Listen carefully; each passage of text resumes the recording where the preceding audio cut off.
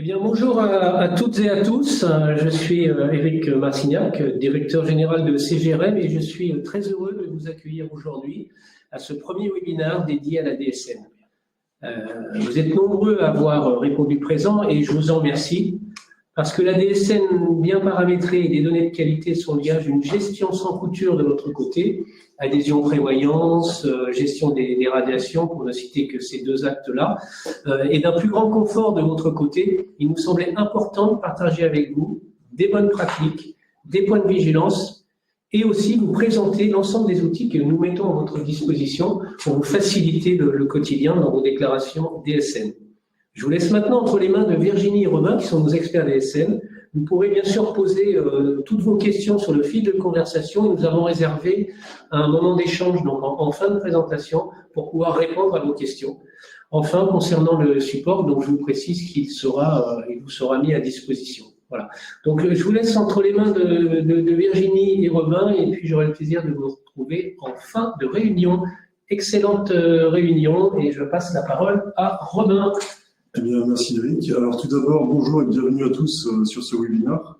Donc il a été conçu vraiment pour s'adresser à tout le monde et vous offrir un rappel des outils et supports qui sont déjà disponibles sur votre espace ou sur les sites pour paramétrer et suivre votre DSN. Donc certains d'entre vous les utilisent déjà, ou peuvent déjà les utiliser. Donc ensemble, nous allons voir principalement les deux outils qui sont mis à votre disposition. Donc du côté CGRM, nous, on vous a mis à disposition un guide DSN et une fiche paramétrage DSN. Donc la fiche paramétrage DSN, elle est retrouvable aussi sur votre site.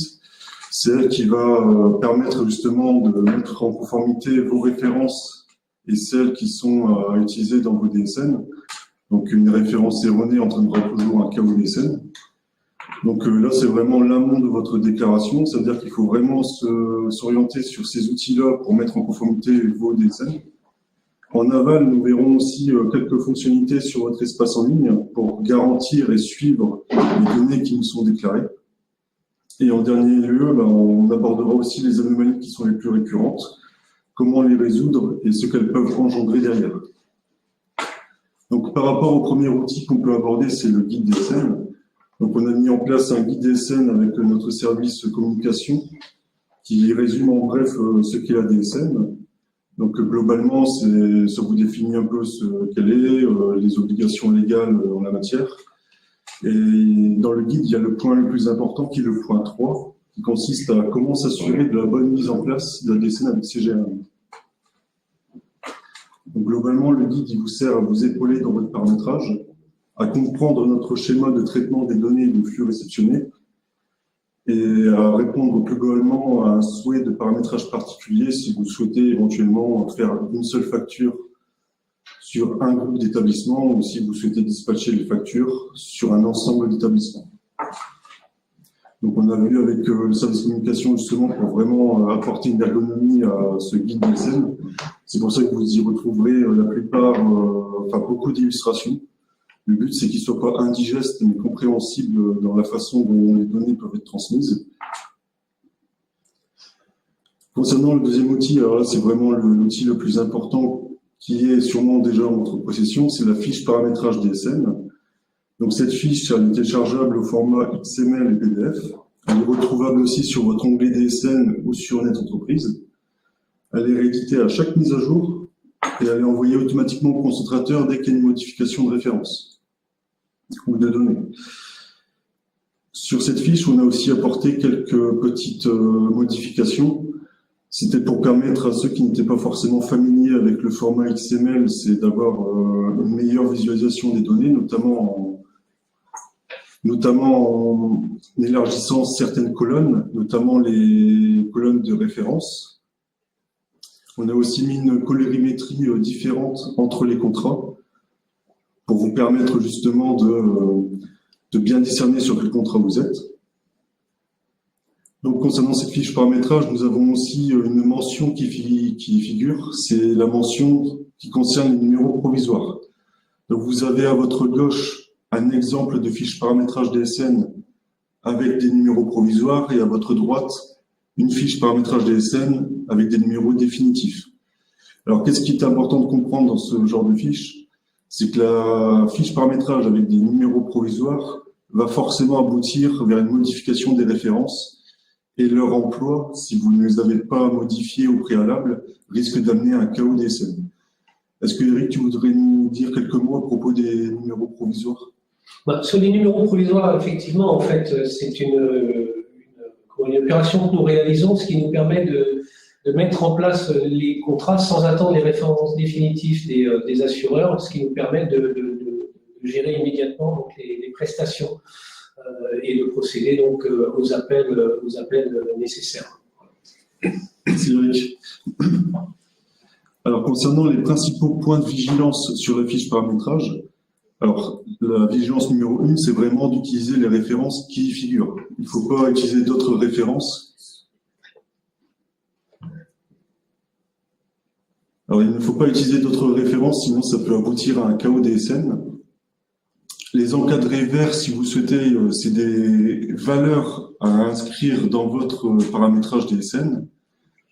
Et concernant les encadrés bleus, ce sont des informations de données qu'il faut être vigilant et contrôler pour savoir quoi utiliser et garantir la fiabilité des données utilisées. Donc on rappelle qu'il y a le numéro provisoire qui garantit qu'une nouvelle fiche sera sûrement générée. Donc un numéro provisoire, ça a une valeur de 1 à 6 mois dès la réception des numéros définitifs. Dès qu'il y a une date de fin de validité, elle vous notifie que la référence contrat et que les codes options associés seront éventuellement obsolètes. Ensuite, les principales rubriques qui sont concernées, c'est le code organisme, le code délégataire, le code contrat et le code option. Donc ça, ce sont vraiment des références cruciales où la moindre anomalie générera forcément un CRM KO. Donc ça, il faut vraiment être vigilant là-dessus. On rappelle aussi que ce n'est pas un rapprochement qui est fait à partir d'une référence, mais à partir des établissements d'où sont déclarés les flux DSN. Ça veut dire que si vous avez un établissement B avec les références associées de type B, si vous déclarez les références du type B sur l'établissement A, ça engendrera un chaos DSN parce que ce n'est pas le bon établissement qui a généré ces références. Ça peut justifier la plupart des anomalies en cas de souhait de déclaration sur une pluralité d'établissements. Vérifiez aussi votre taux parce qu'il peut y avoir aussi des écarts entre les DSN, notamment au niveau des cotisations et les cotisations réelles qui seraient attendues. Alors pour vous informer qu'il y a une nouvelle fiche paramétrage DSN qui est apportée, ou même si nous rencontrons une anomalie dans les flux DSN qui nous sont réceptionnés, on a tout un panel de notifications par mail qui sont envoyées justement. Donc, vous notifie en cas de nouvelle fiche paramétrage, en cas d'utilisation de références obsolètes ou d'une anomalie rencontrée dans les flux, comme des irrégularités au niveau des niveaux de fraction, mais ça, nous aurons le temps d'y revenir après. Alors, pour avoir un aperçu global des notifications qui sont envoyées, vous pouvez voir devant vous une liste non exhaustive des destinataires de mails. Donc, il y a à la fois parfois le courtier, vous-même, et les émetteurs des flux DSN. Donc elles peuvent porter sur plusieurs types, entre guillemets, notamment tout ce qui concerne ce qu'il y a dans les flux DSN, tout ce qu'il y a sur votre fiche paramétrage DSN, tout ce qui est promotion, comme les activations de services DSN, les mises en place de prélèvements, ou tout simplement le bordereau DSN. Donc ça, c'est un bordereau qui est résultant du traitement ou non de vos DSN. Donc, c'est un bordereau que vous a envoyé à la fin du traitement des DSN. Alors ensuite, toujours en amont, il y a aussi Net Entreprise qui vous propose un outil pratique, c'est le FPOC. C'est un outil qui vous permettra de tester au préalable vos DSN. Donc, globalement, vous pouvez télécharger l'outil sur leur site. Ils mettent à disposition un guide qui vous permet justement de l'installer et de voir les versions requises, ainsi qu'un guide explicatif pour vous permettre de l'utiliser au mieux. Donc, vous pouvez toujours effectuer vos tests sur cet outil. Maintenant, concernant l'outil interne CGRM, donc ça sera plus en aval de la réception des flux DSN que vous nous transmettez. On a mis en place un espace en ligne qui vous permettra de contrôler, de suivre tous les mouvements de flux DSN. Donc ici, on va s'attarder sur trois onglets principaux, l'onglet accès, DSN et comptabilité. Alors en premier lieu, lorsque vous arrivez sur votre site, vous aurez diverses fonctionnalités et outils possibles, notamment pour affilier et radier automatiquement vos salariés, pour suivre et contrôler le mouvement de vos salariés et même les démarches que vous effectuez. Et il y aura aussi la possibilité d'exporter des documents et des fichiers exploitables pour justement suivre vos DSN et tout autre mouvement que vous souhaiterez, sur lequel vous portez une attention particulière. Donc la première fois que vous allez vous loguer sur votre espace en ligne, si vous avez déjà les accès, sinon il faudra contacter contactmc@cgrm.com, mais ça on vous redéfinira à la fin de la vidéo les manœuvres à effectuer si jamais vous n'y avez pas encore accès. Mais là globalement, dans le cas pratique, lorsque vous vous connectez, vous arrivez sur un tableau de bord. Donc le tableau de bord, il vous permet grosso modo de suivre l'évolution de vos salariés, de voir vos contrats qui sont toujours actifs, d'avoir les actualités du jour. C'est vraiment un tableau de bord qui vous permet de suivre en temps réel les évolutions, les modifications qui sont intervenues dans la journée ou sur le mois. Alors ici, on va s'attarder, comme je l'ai dit précédemment, sur l'onglet accès, comptabilité, DSN. Donc si vous allez sur votre onglet Mes accès, ça c'est un préalable, vous pouvez voir une liste de tous les utilisateurs de votre espace. C'est-à-dire que vous pouvez venir y rajouter votre collègue qui est affecté dans le même service que vous, ou alors proposer vos services à un cabinet d'expertise comptable. Donc c'est à partir de cet onglet où vous pourrez avoir l'accès total à votre espace. Donc quand vous ajoutez un utilisateur, vous pouvez lui définir ses droits d'accès. Alors, petit aparté concernant ça, l'utilisateur principal, donc le premier, il aura toujours accès à l'ensemble des onglets. Il n'aura pas besoin de choisir un droit quelconque. C'est vraiment s'il souhaite déléguer des droits à d'autres collaborateurs. Donc, les deux onglets principaux pour lesquels nous faisons ce webinaire sont l'onglet comptabilité et DSN. Et pour que vos collaborateurs aient un accès à ces onglets, il faudra activer au préalable sur sa fiche d'enregistrement ou de modification des droits l'accès aux informations comptabilité ou DSN. Une fois c'est activé, vous pourrez sans souci naviguer sur ces deux onglets. Alors maintenant nous allons rentrer dans l'onglet le plus majeur de ce webinaire, c'est l'onglet DSN. Donc c'est vraiment le lieu qui concentre l'ensemble des informations qui nous ont été transmises. Donc vous verrez avec moi le détail de chaque encadré. Actuellement, ce que l'on peut voir en premier lieu, c'est l'onglet Information DSN. Donc dans l'information DSN, on a voulu répertorier les principales données qui sont à nous transmettre, ou alors les données de contact, notamment le code délégataire qui est aussi rappelé ici. Alors pour rappel, le code délégataire, s'il n'est pas renseigné tel qu'il est renseigné ici des CGRM1, c'est-à-dire qu'on n'est pas on n'est pas réceptionneur de vos flux DSN. Donc vous ne pourrez pas les voir dans votre onglet gestion des DSN. Donc il est très important de faire en sorte que votre code délégataire soit le nôtre si vous souhaitez nous envoyer des flux. Donc on rappelle l'adresse mail du service après-vente DSN si jamais vous souhaitez nous contacter. Ensuite, on rappelle aussi l'adresse mail de bordereau, donc tout ça c'est transparent. Par contre, il y a peut-être une phrase qui peut porter à confusion ou tout du moins éveiller des interrogations. C'est la phrase « En cochant oui, vous nous autorisez à traiter vos déclarations mensuelles, même si toutes les fractions ne nous ont pas été transmises. » Alors concrètement, qu'est-ce que ça veut dire? Alors, ceux qui nous suivent actuellement sur ce webinaire ne sont peut-être pas forcément tous concernés par ce cas, mais il y a certaines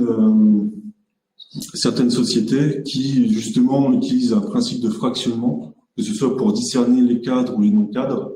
Et nous, à CGRM, on est très contrôlant au niveau de la fiabilité des DSN. Et du coup, si on constate un défaut de fiabilité, on va bloquer le traitement des DSN. C'est pour garantir que les données qui nous sont réceptionnées soient complètes. Donc, qu'est-ce qu'une fraction? C'est une valeur qui est renseignée dans une certaine rubrique qui va, entre guillemets, nous indiquer combien de flux DSN doivent nous parvenir sur cet établissement. Donc, je vous ai mis deux exemples où il y a des fractions complètes et incomplètes. Alors, c'est un petit exemple dans l'encadré. 1 sur 1, enfin, la valeur 11 veut dire globalement 1 sur 1. La valeur 12, 1 sur 2 et valeur 22, 2 sur 2. Donc, ça veut dire que là, c'est complet. Par contre, si on reçoit que la valeur 12, donc 1 sur 2, ça veut dire qu'on a possiblement un flux qui est en attente de réception ou qu'on n'a pas reçu. Donc, si à la fin du traitement des DSN, on n'a pas ces flux, normalement, c'est un blocage. Sauf si c'est justifié que vous décidez d'activer la coche. Parce qu'il se peut que vous envoyez votre premier flux ou le deuxième vers un autre délégataire. C'est pour ça. Alors, le deuxième encadré, c'est le tableau de bord DSN. Donc, la seule utilité qu'il a, c'est de vous faire parvenir la fiche paramétrage. Donc, vous pouvez la retrouver au format XML et PDF dans cet encadré. C'est toujours la dernière qui est mise à disposition. Donc, nous, dès qu'il y a une génération, elle est automatiquement déposée sur l'espace en ligne. Donc, vous pouvez la retrouver en temps réel. Ça vous permet d'éviter le temps d'attente du dépôt du concentrateur vers notre entreprise. Concernant le troisième onglet, lui, il est tout récent. C'est un onglet qui justifie l'état de vos DSN. Donc, c'est uniquement sur la période en cours. Donc, ça vous permet d'avoir une visualisation déjà globale de si vos DSN dans l'état peuvent être traités, tout du moins si elles sont conformes. Il ne garantit pas la garantie, enfin, il ne garantit pas que les données qui sont fiables, mais il garantit que les références que vous avez utilisées sont valides ou pas. S'il y a une irrégularité ou une anomalie qui est constatée, ne serait-ce que dans la fiabilité, vous aurez un message en bleu qui vous notifiera attention à certains niveaux, nous constatons des anomalies. Alors nous allons maintenant aborder le quatrième et dernier onglet, donc c'est le plus important. C'est sur le suivi spécifique de vos flux. Donc nous, on a fait le choix d'aborder une présentation par contrat et ensuite d'y associer les établissements qui viennent déclarer dessus. Donc ici, vous pouvez avoir un exemple typique où sur le premier contrat, il y a un établissement qui déclare ses flux DSN et sur le deuxième contrat, deux établissements qui décident de déclarer sur ce contrat.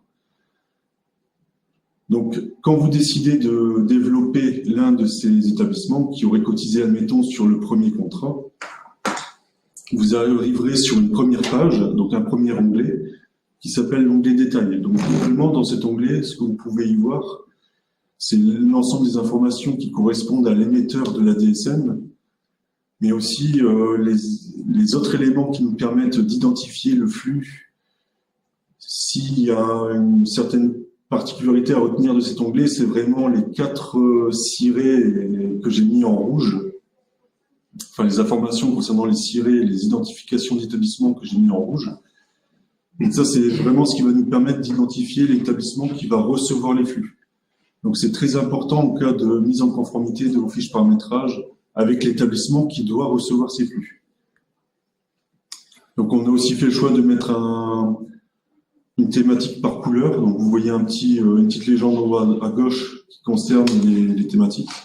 Donc vous avez une thématique verte pour signaler que la DSN ne comporte pas d'anomalie de référence, et une thématique rouge si jamais il y a un flux KO qui est renseigné, enfin, qui a été relevé tout du moins dans vos flux DSN. Alors pour en revenir par rapport aux informations que j'ai mis entre parenthèses rouges, ces 4 informations, elles vont nous servir à affecter les flux sur vos établissements. Donc, ça peut être important si vous avez justement plusieurs établissements. Donc, le premier process d'attribution des flux DSN se fait toujours de la manière suivante, c'est du plus spécifique au plus large.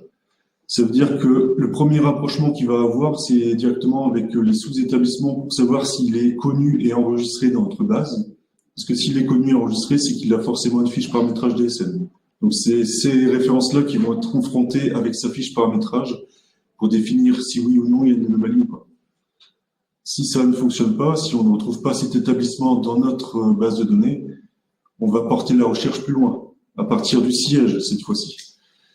Si là, pareil, on fait la comparaison entre les données de la fiche paramétrage du siège avec les données qui nous sont remontées depuis le flux DSN. Et enfin, si jamais il ne retrouve toujours pas, on essaye une dernière tentative, cette fois sur le ciré déclarant. Donc s'il est retrouvé dans CGRM, on fait à nouveau cette comparaison, sinon il y aura un CRM KO sur établissement inconnu. Alors là, comme on a pu le voir, il y avait une thématique rouge, une notification rouge, si vous préférez, sur juillet 2024. Donc il faut savoir qu'à ce moment-là, il est trop tard pour rectifier sa déclaration, parce qu'à ce moment-là, l'appel des cotisations DSN a déjà été réalisé. Par contre, il peut être intéressant de voir ce qu'on peut retrouver dans ces flux notifiés rouges.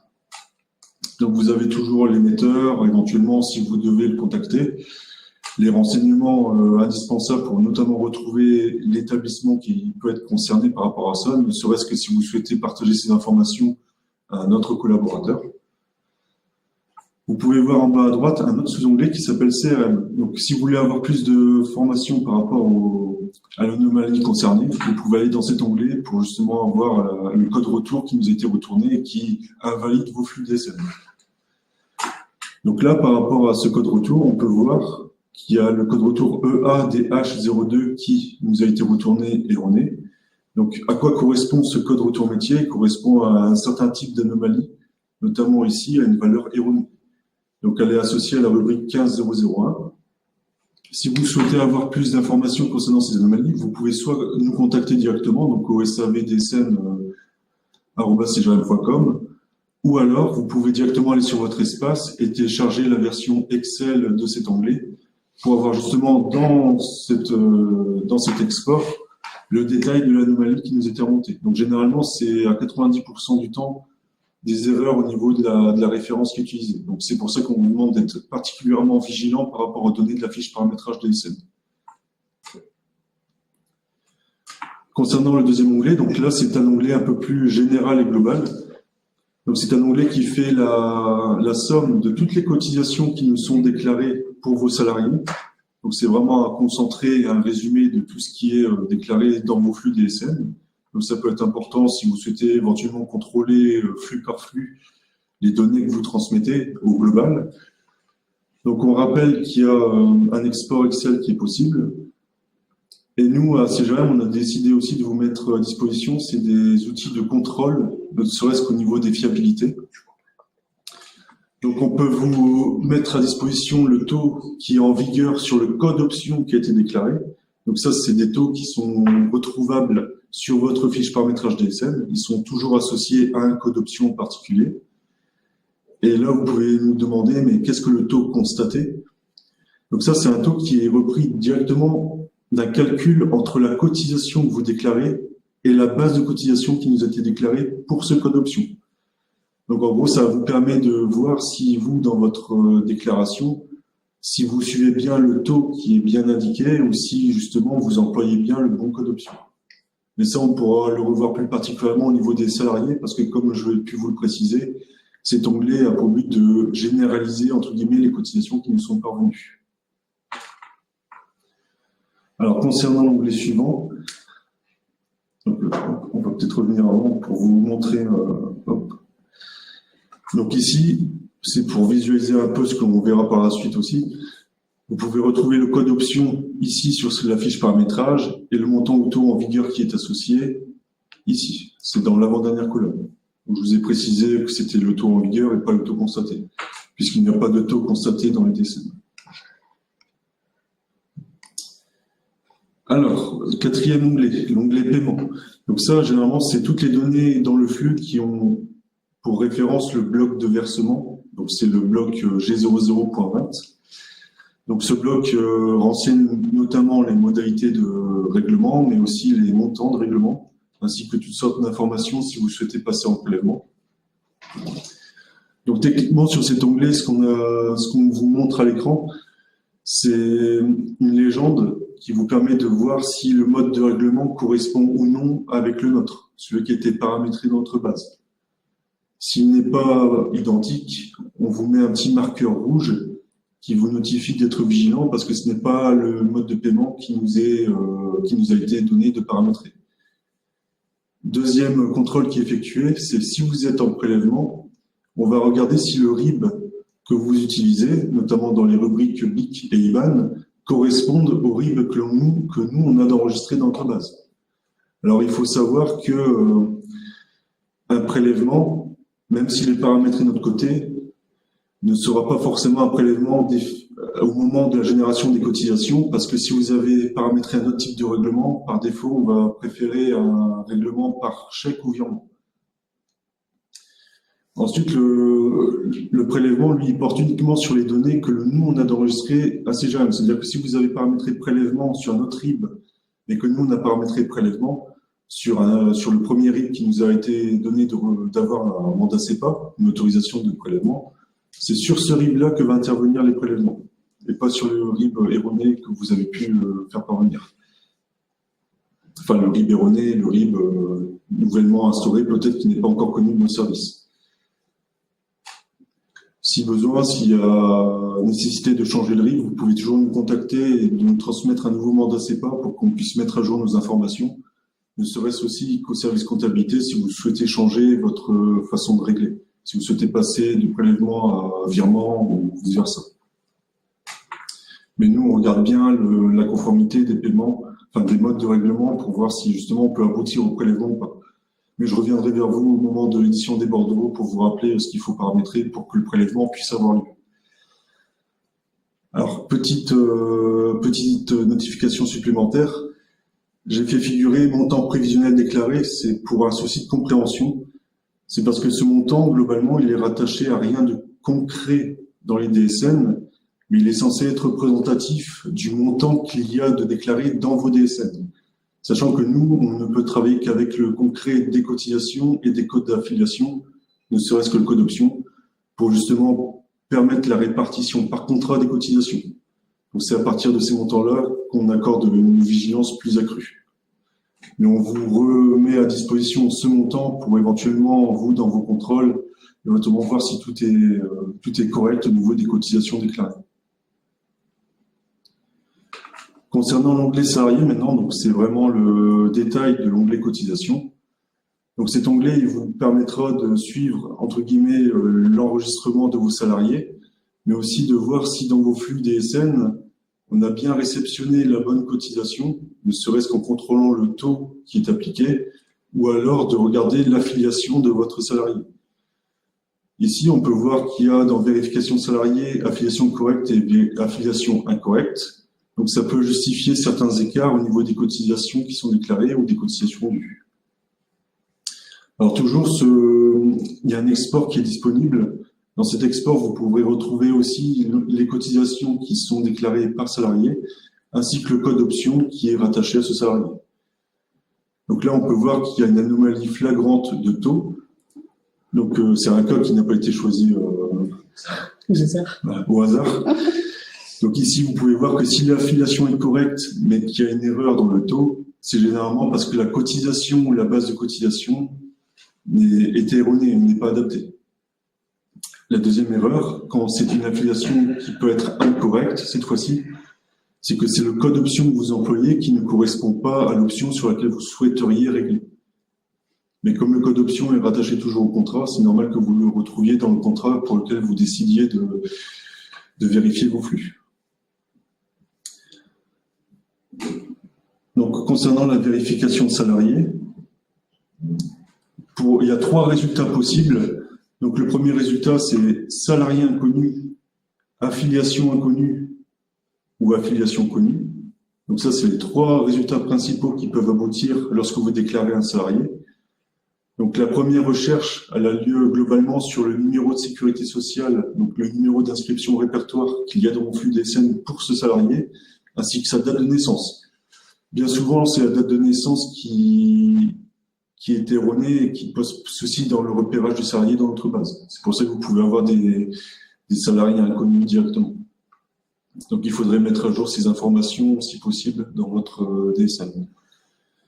Si le salarié est retrouvé, ensuite, on fait un contrôle plus spécifique. Est-ce que l'option sur laquelle le salarié est déclaré est bien retrouvée dans notre base sur l'option qui lui est paramétrée? Donc, s'il ne l'est pas retrouvé, on met affiliation inconnue ou affiliation connue. Alors, sachant que nous, on met aussi à disposition sur votre espace en ligne, toujours, un tableau de bord qui vous permet d'être au courant des dernières affiliations, ou si vous souhaitez justement en réaliser, ou si vous souhaitez effectuer des radiations.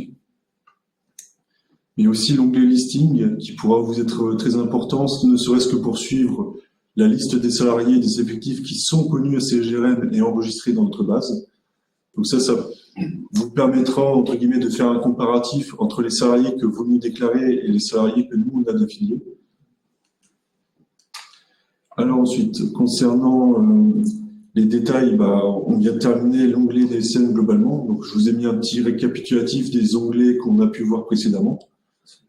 Donc vous avez l'onglet détails qui rappelle les informations communicantes entre guillemets du flux, qui nous permettent de l'identifier et vous-même de cibler principalement l'émetteur du flux. Si jamais il y a un souci, vous pouvez toujours vous rapprocher vis-à-vis de lui.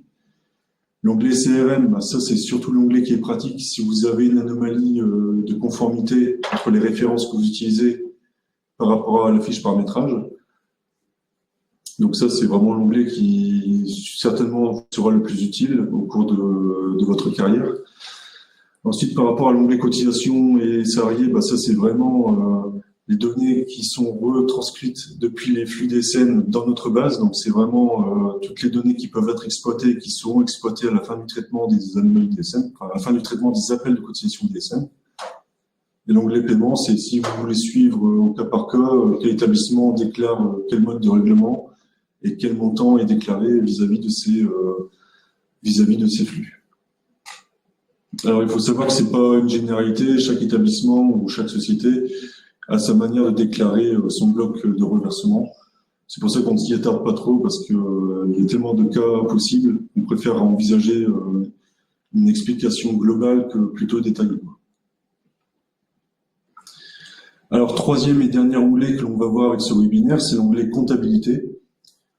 Donc sur cet onglet comptabilité, on vous remet à disposition l'ensemble des bordereaux de cotisation qui sont générés et édités. Donc principalement, c'est le premier qui est édité à chaque fois. Vous avez trois types de bordereaux qui sont possibles. Donc le bordereau DSN, donc ça c'est lorsque le traitement des DSN a abouti, c'est-à-dire que toutes les références que vous avez utilisées sont conformes. Donc là, on peut aboutir à un traitement des données et engendrer un bordereau de cotisation qui est rattaché à ces données-là. Toujours exportable en fichier PDF et Excel. Donc, normalement, le fichier PDF vous est déjà envoyé par mail, si possible.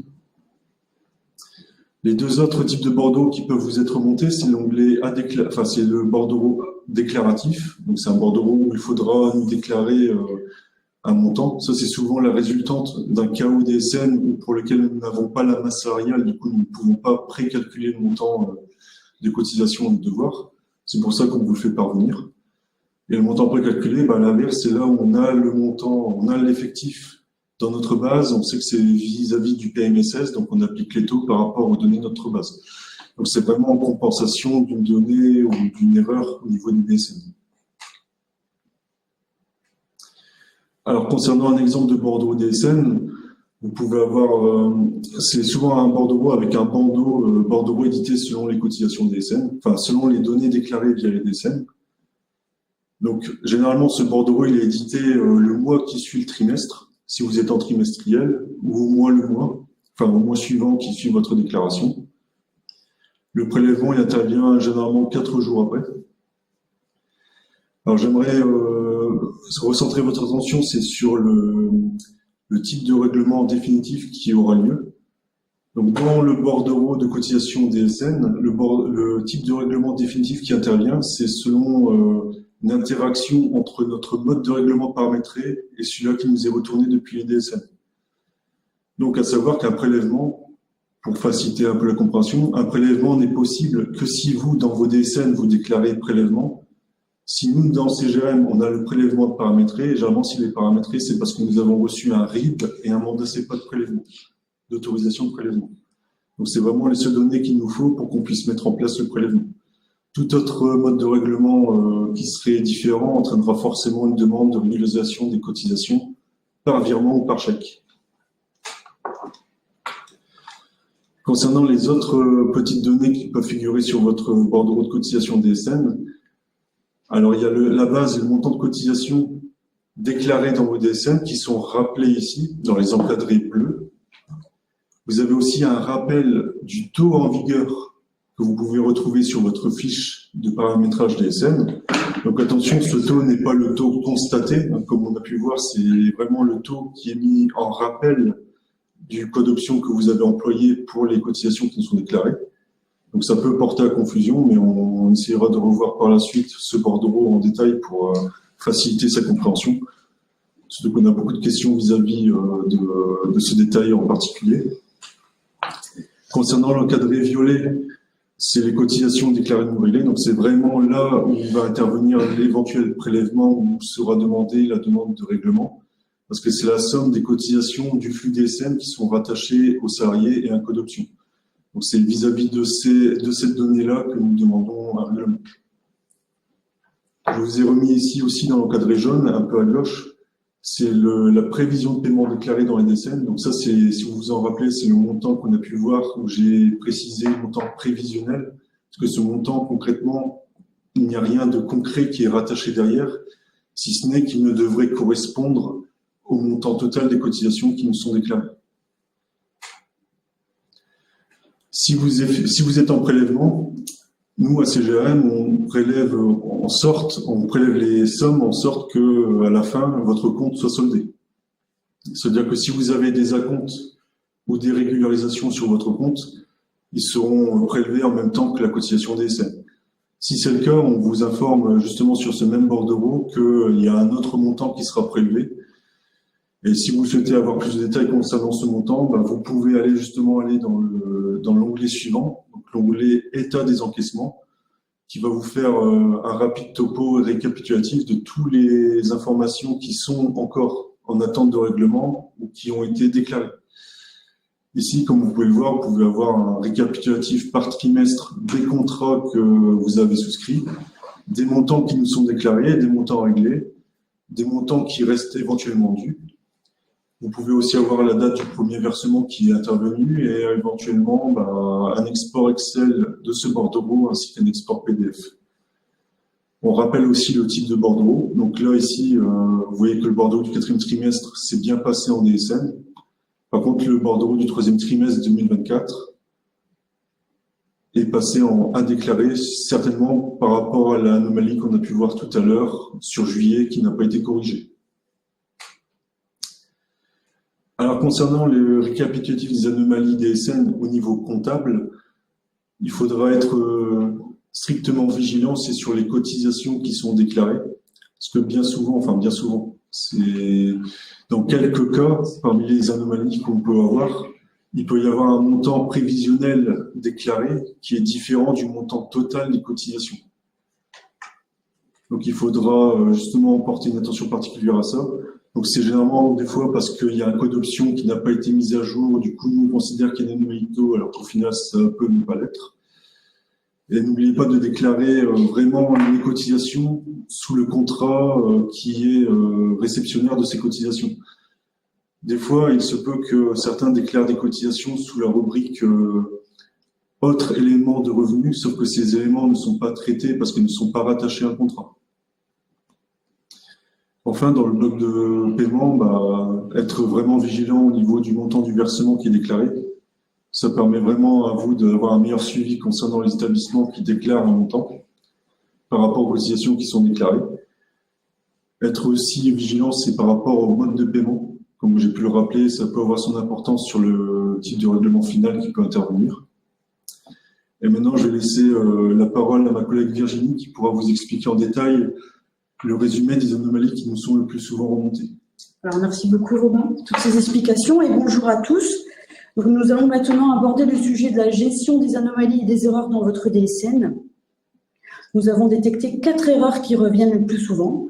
Anomalies dues à la référence contrat, au code organisme, code délégataire et au code option. J'attire votre attention ici sur le fait que tous les éléments nécessaires au paramétrage DSN de votre logiciel figurent sur votre fiche. Donc, normalement, si vous la suivez correctement, vous ne devriez pas avoir d'anomalie. Alors, reprenons en détail ces anomalies. Donc, la référence contrat. Alors, pour commencer, je voudrais aussi juste rappeler qu'avant de faire votre DSN, je vous invite vraiment à aller vérifier que vous êtes bien en possession de la dernière fiche de paramétrage générée. En effet, si vous utilisez des anciennes références de contrat, vous aurez un compte-rendu métier KO. De même qu'un emploi de référence de contrat résilié amènera à un CRM KO. Alors, ensuite, le code organisme. Alors, il arrive que la compagnie d'assurance modifie leur code. D'ailleurs, nous avons eu le cas cette année pour la compagnie 4M, et donc nous avons dû faire la modification dans notre logiciel, et de ce fait, toutes les fiches de paramétrage ont été générées le jour même de la modification. Donc, si vous êtes en fait effectivement géré avec la compagnie 4M, vous avez dû certainement recevoir une nouvelle fiche de paramétrage. Ensuite, le code délégataire. Eh bien, bien sûr, si nous sommes le gestionnaire de votre contrat, c'est forcément le code délégataire DCGRM1. Si dans votre fichier de flux, vous n'avez pas ce code délégataire, ben forcément, on ne va pas recevoir vos flux. Ça, c'est sûr et certain. Et enfin, le code option. Alors, généralement, ce code est absent de votre fichier ou tout simplement erroné.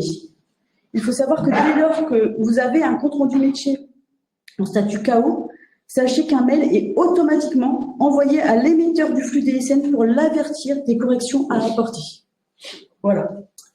Bien, merci Virginie pour ces informations. Plaisir. Alors, on a bientôt terminé ce webinaire, donc maintenant, on va voir un peu ce qui découle d'une anomalie ou d'une erreur dans la DSN. Donc, normalement, quand il y a une erreur dans la DSN, bah, forcément, on ne peut pas générer ce bordereau vis-à-vis des informations qui nous sont transmises. Alors, comment faire pour résoudre une erreur DSN? Bah, la première étape, c'est cibler l'erreur. Donc, grâce aux outils ou supports proposés, vous pouvez désormais être à la fois autonome dans la récupération de ces anomalies ou alors nous communiquer justement vis-à-vis de celles-ci pour qu'on puisse vous faire un retour par rapport à ces erreurs remontées. La deuxième étape, c'est de les corriger dans votre logiciel de paix. Alors, pour rappel, à CGRM, on n'est pas apte à vous aider à la rectification de ces données dans votre logiciel de paix. Par contre, nous, on peut intervenir, c'est sur la réception des flux DSN, puisqu'on est contrôleur vis-à-vis de ces flux. La troisième étape, c'est de nous envoyer un flux d'annule et remplace, donc un flux rectificatif, avec éventuellement l'anomalie corrigée. Et normalement, si vous n'avez pas de soucis lors de l'intégration, vous ne devriez pas recevoir de mail automatique confirmant qu'il reste toujours une anomalie. Pour rappel, un CRM KO aboutit toujours à un bordereau soit à déclarer, soit précalculé. Alors, les conséquences que peut avoir une anomalie dans la DSN. Donc, la conséquence d'une mise en conformité, mais avec des données, les données irrégulières ou mal réparties, consiste à un écart dans les montants des cotisations qui nous sont déclarées. Donc ça peut aboutir à des écarts, notamment entre votre logiciel de paix et le bordereau qui vous parvient à la fin du traitement des DSN. Ça peut aussi vous exposer à des rectifications futures ou même à des incompréhensions vis-à-vis des données qui vous sont demandées, tout simplement. Alors, sachant qu'à CGRM, on a une particularité, c'est que si jamais la DSN passe quand même, mais que nous constatons qu'il y a certains contrats pour lesquels nous n'avons pas reçu de cotisation, on va vous demander, par un bordereau supplémentaire de confirmer soit qu'il n'y a personne dessus, soit un montant à nous régler. Parce que tout ça se fait aussi par rapport à une confrontation avec les données de notre base CGRM. Alors la conséquence d'une DSN KO, donc avec une anomalie de référence, c'est comme on a pu le voir précédemment, c'est la génération d'un bordereau déclaratif ou d'un bordereau précalculé. Donc ces bordereaux sont établis en fonction des données qu'on a en l'instant T dans la base, mais il peut toujours y avoir une différence entre les données que nous on possède et les données que vous déclarez dans vos DSN. Sachant que si elles ne sont pas exploitables, nous ne pouvons pas malheureusement établir le bordereau vis-à-vis de celui-ci. Alors en dernière diapositive, on vous rappelle un peu les contacts et les liens utiles. Donc si vous avez des questions en plus ou si vous avez besoin de faire des déclarations ou des mouvements particuliers, vous pouvez, en cas de problème, revenir vers le SAV DSN ou justement naviguer parmi les fonctionnalités qui vous ont été présentées lors de ces webinaires sur votre espace. En cas de problème de cotisation, vous pouvez vous rapprocher du service comptabilité ou alors, si vous êtes en DSN, préférez faire vos rectifications dans les DSN. Parce que nous, les rectifications que l'on fait en comptabilité, c'est des rectifications brutes, c'est-à-dire qu'il n'y aura pas le détail des salariés concernés derrière. Donc c'est le petit avantage aussi de passer par vos DSN, c'est que vos rectifications, vous les verrez directement sur le prochain bordereau de cotisation DSN. Ensuite, si vous constatez éventuellement une anomalie dans le listing des salariés, ne serait-ce que par rapport à la rubrique vérification salariés que l'on a pu voir tout à l'heure, vous pouvez éventuellement exporter le listing ou utiliser les fonctionnalités de votre espace pour faire adhérer vos salariés ou envoyer un mail à l'adresse rh.adhésion@cgrm.com pour justement demander l'affiliation, la radiation ou changer l'option de votre salarié. Et ensuite, si vous avez des problèmes quelconques avec votre espace en ligne ou si vous n'y avez pas accès tout simplement, vous pouvez contacter à l'adresse contactmc@cgrm.com, faire une demande pour avoir les accès à votre compte ou alors avoir un guide de comment me connecter pour la première fois sur votre espace en ligne. Mais je crois qu'il y aura de mémoire un guide d'utilisation de l'espace en ligne qui vous sera fourni à la fin de ce webinaire. Donc voilà pour ce webinaire. Si vous avez des questions, on est à votre écoute et puis on espère qu'il aura été compréhensible pour tout le monde. Alors oui, il y a des questions, Robin. Questions. Bonjour à tous, donc c'est Isabelle Bormé. Déjà, moi, je voulais dire ravie de voir que vous êtes nombreux à participer à ce webinaire enrichissant. Alors, la première question, le code organisme, c'est qui, c'est quoi? Alors, je me permets, vas-y. Le code organisme, en fait, c'est un code spécifique à la compagnie, l'organisme de la compagnie, le porteur de risque. Donc, bien sûr, on ne l'invente pas. Enfin, c'est la compagnie qui nous dit, voilà, notre code, enfin, il y a toute une liste où on a un code vraiment dédié à chaque compagnie. En fait. C'est la compagnie qui attribue ce code. Bien sûr. D'accord. Ensuite, je n'ai pas de date de fin de validité dans la fiche de paramétrage. Est-ce normal? Oui. Si le contrat n'est pas résilié. Le contrat n'est pas résilié, donc il n'y a pas de date de fin. Il n'y a pas de date de fin. C'est tout à fait normal. Ensuite, comment vous déterminez que les données ne sont pas fiables? Alors pour ça, on a plusieurs outils. Il y a deux explications principales. Donc, nous, ce qu'on fait, c'est qu'on établit déjà un contrôle très strict au niveau de la conformité. Donc, lorsque la mise en conformité est erronée, forcément, on ne passe plus vis-à-vis des DSN. Ensuite, comme on a pu le voir aussi ensemble, c'est que l'espace en ligne, il vous offre aussi à vous, qui êtes déclarant de ces données, un vaste panel d'outils pour justement repérer les informations qui éventuellement reviennent erronées. Et enfin, nous, de notre côté, au niveau comptable, on a un inventaire trimestriel vis-à-vis de tous les contrats que l'on a d'actifs à CGRM sur 3 ans. Et on regarde s'il y a des écarts assez plus ou moins importants dans les déclarations pour savoir si justement il y a une anomalie au niveau des fiabilités. Mais autrement, non, c'est vraiment à la charge du déclarant de vérifier au préalable la fiabilité de ces données. Ok, merci Robin. Ensuite, c'est quoi une fraction? Alors une fraction, c'est une sorte de répartition. Si vous voulez, il y a un flux qui peut être fractionné 11, donc ça veut dire entre guillemets 1 sur 1. Et des flux qui peuvent être fractionnés différemment. C'est-à-dire que dans CGRM, sur votre espace en ligne, si on peut revenir sur quelques slides pour vous mettre un petit exemple. Mettons ici. Donc là, vous voyez, dans le calendrier DSN, vous voyez un petit marqueur qui est 1. C'est dans le petit marqueur décembre 2024, si vous voyez, il y a un 1 dans le rond vert. Donc ça veut dire qu'on a reçu un flux. Si c'est une fraction 11, c'est qu'on a reçu tous les flux que nous devions percevoir. Si jamais vous avez envoyé un flux numéroté 12, donc je vais essayer de me mettre sur une bonne slide pour que vous ayez encore une meilleure information. Là, ici.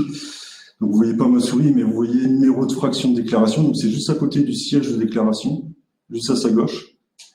Donc là, c'est la numéro de fraction qui nous est revenu. Donc pour nous, il n'y a pas de souci puisque c'est bien une fraction qu'on a reçue. Par contre, comme j'ai pu vous le préciser, si jamais il aurait été noté 12 et qu'on n'aurait eu qu'un seul flux de reçu, c'est-à-dire qu'il nous aurait manqué la fraction 22. Généralement, c'est le déclarant qui choisit de fractionner ses flux. Et c'est généralement des fois pour séparer les cadres des non-cadres et et vice-versa. C'est des souhaits de déclaration, c'est vraiment propre à chacun et typique à la société qui déclare. Ok, merci. Ben, ensuite, ma collègue a un espace sur CGRM. Je ne peux donc pas en avoir un car un utilisateur existe déjà. Nous n'avons pas la même fonction, mais nous devons utiliser le même compte. Ça, il faut donner les accès. Ouais. Alors ça, soit vous pouvez vous rapprocher de l'utilisateur principal qui peut justement ajouter un collaborateur, mais s'il y a toujours un souci au niveau des droits qui vous sont affectés et si on a l'autorisation de votre utilisateur principal, nous pouvons éventuellement vous donner nous-mêmes le droit en passant vis-à-vis de l'adresse mail qui vous était communiquée, contactmc@cgrm.com. Ok. Est-ce que l'on peut régler les cotisations via la DSN? Alors, les cotisations via la DSN sont des informations qui nous sont communiquées, mais le mode de règlement qui intervient ensuite, il est, entre guillemets, porté en dehors des DSN, c'est-à-dire selon les données qui sont récupérées des DSN, mais aussi des données qui sont paramétrées, comme on a pu le voir, à CGRM. Donc, c'est une interaction entre ces deux modes de règlement qui va définir si oui ou non les cotisations peuvent être prélevées ou si on attend un chèque ou un virement. Alors ensuite, peut-on créer un accès cabinet qui regroupe tous nos clients qui sont adhérents à CGRM? Un accès cabinet. Ouais, un accès cabinet. Donc là, un cabinet comptable, je ne sais pas, peut-être plus détaillé là. Alors je sais On parle d'un cabinet courtier pour le coup. déjà une grande Non, c'est pas possible. fonctionnalité, mais Cabinet courtier. ouais, je sais oui, peut-être. Cabinet courtier, c'est ça? Oui, je pense que la question concernant un cabinet courtier, c'est pas possible. Non, c'est pas possible. Ensuite, C'est pas encore possible. ouais. Ensuite, j'ai toujours un écart entre ma DSN et votre bordereau de cotisation. J'envoie à chaque fois les salariés cotisants et le montant que j'ai sur mon fichier P, mais à ce jour, toujours pas eu de retour. Est-ce que vous pouviez revenir vers nous par mail pour étudier plus spécifiquement votre demande? Parce que normalement, comme on a pu le voir, c'est vraiment des données qui sont reprises depuis vos flux DSN. Et s'il y a un écart qui est constaté entre le montant prévisionnel de règlement et le montant des cotisations, c'est qu'il y a un souci dans les données qui nous sont remontées. Mais n'hésitez pas à revenir vers nous plus précisément, comme ça on pourra éventuellement enquêter et vous sortir l'export justificatif des cotisations qui vous sont appelées justement à ce moment-là. Ok, question suivante. Gestion de la DSN détail. Quand l'onglet n'est ni rouge ni vert, mais blanc, ça veut dire quoi? Ça veut dire qu'on n'a pas reçu encore le flux DSN. Généralement, ça peut être soit parce que vous n'avez pas renseigné le bon code délégataire des CGRM1, ça veut dire qu'on n'a pas réceptionné le flux DSN, ou alors c'est que le mois est créé, mais on n'a encore rien reçu dessus. Question suivante. Le salarié est inconnu car il n'a pas finalisé son affiliation malgré l'envoi du mail. Est-ce que je peux finaliser à sa place en guise d'affiliation d'office? Alors là, moi, je vais y répondre. Donc là, vous ne pouvez pas terminer son affiliation parce que vous avez déjà envoyé un mail l'invitant à terminer son parcours. Dans ce cas-là, moi, ce que je vous invite à faire, c'est de supprimer l'invitation et de passer directement en affiliation complète. Et vous, sur votre accès, vous faites son affiliation complète et là, ce sera automatique, il sera intégré. Mais vous devez d'abord supprimer l'affiliation, l'invitation et faire une invitation complète.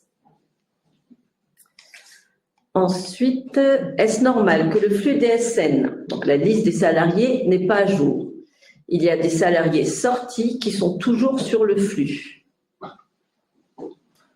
Ça, par contre, ce sont des données qui sont récupérées depuis vos flux DSN. Malheureusement, si vous déclarez des salariés, même s'ils ne sont pas connus et que les références sont correctes, ils seront traités avec l'ensemble des salariés.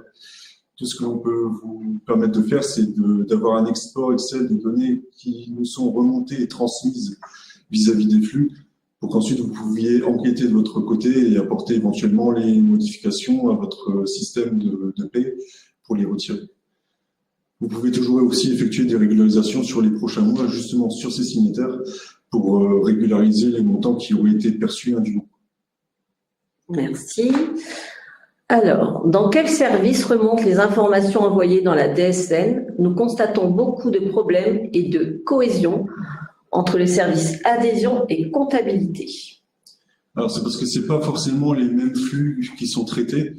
Dans le service adhésion, ce sont les flux de type événementiel qui sont éventuellement traités, tandis que dans la partie comptabilité, ce sont tous les flux de type mensuel, c'est-à-dire qu'ils comportent des cotisations et on les traite vis-à-vis de ces flux-là. Merci. Pourquoi j'ai des affiliations salariées incorrectes? Eh bien, ça, c'est par rapport justement au fait qu'on effectue un premier contrôle qui a lieu entre le numéro d'inscription répertoire et la date de naissance. Donc, si ça, c'est pas retrouvé dans notre base, on remonte salarié inconnu par défaut. Donc, vérifier si nous, on a la bonne date de naissance, qui nous était communiquée, ou si vous, dans les flux, elle est bien renseignée aussi. Ensuite, on fait une nouvelle identification, mais par rapport à l'option qui est déclarée. Donc, est-ce que le salarié est bien rattaché à l'option dans notre base par rapport à ce qu'il est déclaré dans les DSN? Ça peut être un régime général ou un régime local. Ça peut être un code d'option aussi qui donne une affiliation incorrecte. Ensuite, je remonte, petit souci. Dans mon listing de salariés, certains ressortent en affiliation incorrecte pour le code option, alors que pour d'autres, le même code est valide. Pourquoi ce listing est-il fiable? Ça revient, l'explication que j'ai pu fournir juste en présent, c'est sûrement au cas CGRM, le salarié n'est pas affilié sur cette option-là, comme peut l'être ceux qui le sont. Alors, quelles sont les conséquences des salariés notés affiliation incorrecte? Nous en avons beaucoup. Pourquoi date de naissance OK? Pourtant, date de naissance OK, pardon. Ça peut être l'affiliation incorrecte, ça peut être la date de naissance, mais ça peut être aussi un code option, c'est ce que je disais. Ça peut être un régime local ou même statut cadre ou non cadre. Ça peut être ça aussi l'anomalie. Donc, il faut vraiment regarder sur votre extranet le salarié, sur quelle entité il est rattaché, sur quelle option il est rattaché, et voir au niveau des flux DSN. Et là, vous allez retrouver les anomalies. Et il n'y a aucun impact. Je veux dire, si vous décidiez de déclarer telle cotisation sur un salarié qui n'est pas forcément enregistré dans notre base à ce moment-là, nous, on considère que la déclaration du déclarant fait foi et on appelle les cotisations sur le code d'option que vous avez renseigné pour ce salarié. Donc, globalement, c'est un outil qui vous permet justement de voir si votre déclaration est conforme avec les données que nous, on a d'enregistrer dans notre base. C'est vraiment un comparatif qui est fait entre votre base et ce que vous déclarez. C'est vraiment à titre comparatif.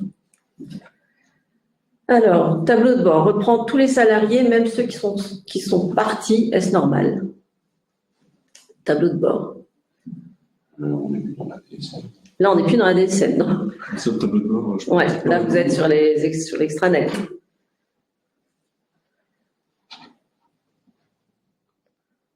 Alors là, on va passer à la question suivante. Les affiliations faites en ligne apparaissent incorrectes. Pourquoi? C'est la question qui avait déjà été répondue. Ça peut être un problème de correction au niveau des dates de naissance ou des options ou des statuts. Ensuite, pareil, j'ai une salariée avec mention affiliation incorrecte. Elle a souscrit à une option depuis 2016. Je ne sais pas où aller chercher l'info pour vérifier le code DSN. C'est différent, là, le code affiliation correcte avec le code DSN. Il faut vraiment regarder sur vos extranets les affiliations des salariés, s'ils sont bien sur les bonnes entités, les bonnes options, pour qu'il y ait une cohérence avec vos flux DSN. Et dans tous les cas, si vous le souhaitez, il y a aussi un listing qui est possiblement récupérable depuis l'onglet du même nom, qui vous permet d'avoir justement une liste de tous les salariés qui sont connus à CGRM, avec leurs options, leurs affiliations, leurs endroits si besoin. Alors, dans le tableau de bord, j'ai une salariée notée sous option HDS socle, régime général. Pourquoi est-elle à part? Ça, c'est vraiment des questions où il faudrait, à la rigueur, on aura l'occasion de revenir plus en détail. Moi, j'y répondrai parce que c'est vraiment par rapport aux options. Mais là, ça, c'est les OGEC. Oui, Ouais, donc oui, c'est ça. Ce qu'on fera, c'est qu'on va répondre plus en détail, parce que sinon, ça va prendre du temps, mais on y reviendra, en tous les cas. Dans notre listing, devons-nous mettre la date de résiliation, même si les salariés ont opté pour la loi E20? Là, on est plus sur la DSL. Là. Moi, je voudrais répondre oui. Parce que, ouais. bien sûr, les sortes de collectifs, il est en loi E20, oui, il faut mettre une date de fin. Tout à fait. Bien sûr. Tout à fait. OK. Et puis, je pense que c'est tout. Voilà. Pas d'autres questions. Non. Non. Ah, sur la prévoyance, on ne peut pas voir le nom des salariés. Sur la prévoyance, on ne peut pas voir, c'est vrai. Si on a bien sujet, on voit les salariés. Si, normalement, si de notre côté tout est correct, si on a bien mis au niveau chez nous, au niveau des salariés, les adhésions, normalement, vous devez voir les salariés rattachés à la prévoyance sur votre extranet. Oui, Ouais. on procède aux adhésions. Donc, obligatoirement, on les voit. C'était une situation ancienne, puisque historiquement, on n'affiliait pas systématiquement. Tout à fait. Depuis l'année dernière, c'est le cas.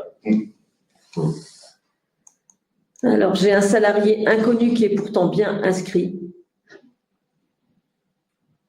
Donc là, c'est pareil, il faudra plus de détails pour vérifier donc, toutes ces questions, comme Robin et Virginie l'ont dit, vous pouvez poser vos questions après.